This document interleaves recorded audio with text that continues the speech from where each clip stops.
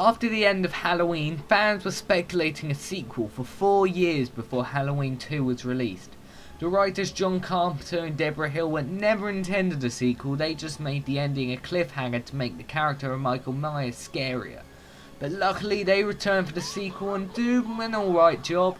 Halloween 2 isn't the worst of the sequels, but definitely does not compare to the first film.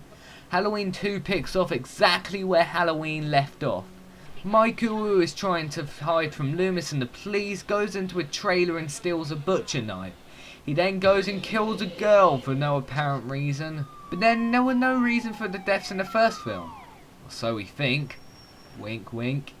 Laurie, who is suffering wounds, goes to the hospital to recover. There her friend Jimmy begins worrying for her. He develops romantic feelings for her despite the attempts of the head nurse who is trying to keep her resting comfortably. Loomis is of course still looking for Michael Myers. He thinks he sees him, so he starts chasing him. But then he gets hit by a police car and gets sandwiched in between another car. Okay, to be honest, there would not be an explosion from that crash, at least not one that big.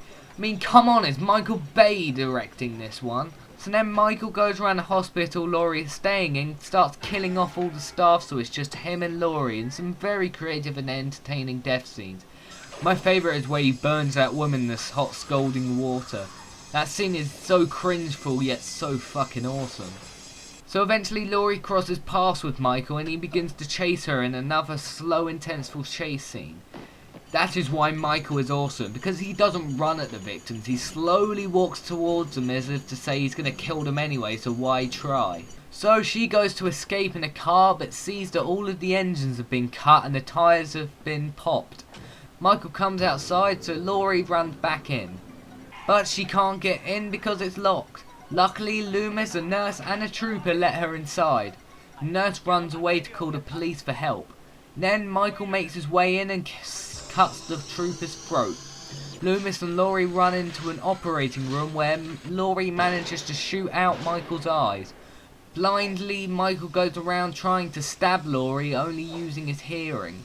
Then Loomis creates a distraction by releasing ether and oxygen gas into the room.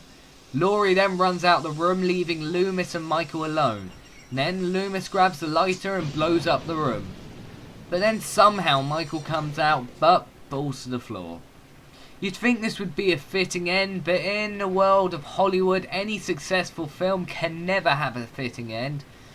But anyway, Halloween 2 has its moments and does manage to create some of the atmospheric tense moments from the first film, but it relies on quite a few jump scares throughout the film.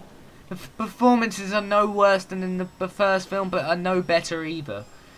In the film you do see that there are a lot of times where John Carpenter didn't know what to write. He's even said that he had trouble a lot while writing. But anyway, it's still enjoyable and is no way a terrible film. I give it a C-.